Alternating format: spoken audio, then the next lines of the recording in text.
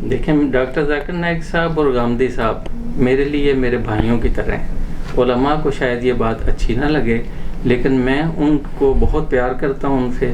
اور مرزا محمد علی صاحب تو میرے لیے بیٹوں کی طرح ہیں۔ اتنا مجھے ان کے بارے میں امیدیں تھیں اور میں ان کو سمجھتا تھا کہ کبھی ان سے ملاقات کروں اور ان کو بیٹے کی طرح ملوں، لیکن ان تینوں حضرات میں سے سب سے زیادہ جن سے میں مایوس ہوا ہوں وہ محمد علی مرزا صاحب سے ہوا ہوں کہ انہوں نے اس پلیٹ فارم کی نفی کرنی شروع کر دی ہے جس پلیٹ فارم سے پوری دنیا میں دین آیا، جس پلیٹ فارم سے پوری دنیا میں مسجدیں آباد ہوئیں، جہاں سے قرآن محفوظ ہوا، حدیث محفوظ ہوئی، فقہی مسائل محفوظ ہوئے۔ اس سسٹم کے اندر شیاطین نے نقب لگا کر کچھ خرابیاں پیدا کی تھیں، وہ خرابیاں چھپانے والی تھیں، اصلاح کرنے والی تھیں، بہتر کرنے کے لیے رو دھو کے اللہ تعالیٰ سے مانگنے والی تھیں۔ وہ ایسی نہیں تھی کہ جن کو دنیا کے سامنے پیش کر کے سسٹم کو ریجیکٹ کیا جائے، اس کو بدنام کیا جائے۔ وہ اس لائن پہ چل پڑے ہیں۔ میرے لیے اب بھی ان کے لیے میں دعائیں کرتا ہوں کہ اللہ کرے وہ اپنی اللہ تعالیٰ کی دی ہوئی صلاحیتوں کو مدارس اور مساجد کے سسٹم کو مضبوط کرنے کے لیے استعمال کرے۔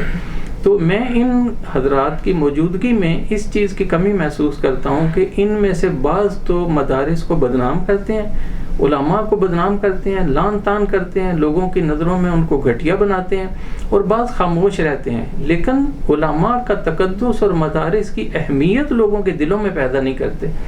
میں تو لوگوں کے دلوں میں مدارس اور علماء کی اس طرح اہمیت پیدا کرنا چاہتا ہوں جیسے ہماری پاکستان کی آرمی کی اہمیت ہے، کہ آرمی ہماری پورے ملک کی جغرافیائی سرحدوں کی محافظ ہے۔ جو لوگ ان کو برا بلا کہتے ہیں وہ اپنے پاؤں پہ کلہاڑی مارتے ہیں۔ بظاہر لگتا ہے جیسے یہ اپنی فوج لے کر آ گئے ہیں اور یہ کہہ رہے ہیں کہ پاکستان کی فوج اس قابل نہیں ہے، ہماری فوج حفاظت کرے گی، حالانکہ ان کے پاس 4 بندے نہیں ہوتے، یہ کسی انڈیا یا کسی محال پہ کھڑے نہیں ہو سکتے، باتیں اتنی بڑی بڑی کرتے ہیں۔ اسی طرح مرزا محمد علی صاحب، ایک مسجد بھی ان کے پاس نہیں ہے، اور یہ دنیا بھر کے جو ہمارے پاکستان کے مدارس اور انڈیا کے مدارس سے لوگ نکلے اور انہوں نے پوری دنیا کی مساجد سنبھالی ہوئی ہیں، مسلح سنبھالے ہوئے ہیں، ان کو یہ یوں ظاہر کرتے ہیں جیسے معاذ اللہ یہ کوئی کاروباری لوگ ہیں، یہ کوئی پیسے کے لیے کر رہے ہیں، اتنے بڑے بڑے بہتان لگا دیتے ہیں۔ تو میں اس گیپ کو، جو بہت بڑا گیپ ہے کہ اسکالرز کی موجودگی میں علماء اور مدارس جو ہمارے ماں باپ کی طرح ہمارے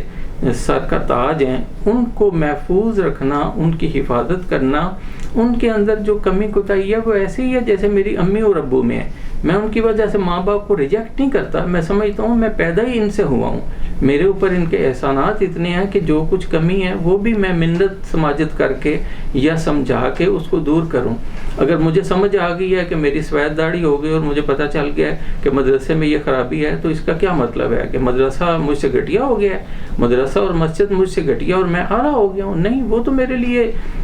لیے وہ اسلامی طور پہ جنم حاصل کرنے کا ذریعہ ہے۔ تو میں ان کی حفاظت کروں گا، ان کے لیے کوشش کروں گا کہ ان کی کمی جو ہے وہ کمی دور ہو جائے، بلکہ اس کی جگہ پہ ان کا کوئی پلس پوائنٹ ان کے ایڈ ہو جائے۔ تو الحمدللہ میں تو اس کے لیے بہت ضروری سمجھتا ہوں کہ اسکالرز کی موجودگی میں علماء کو اسکالرز والا کردار ادا کرنا چاہیے۔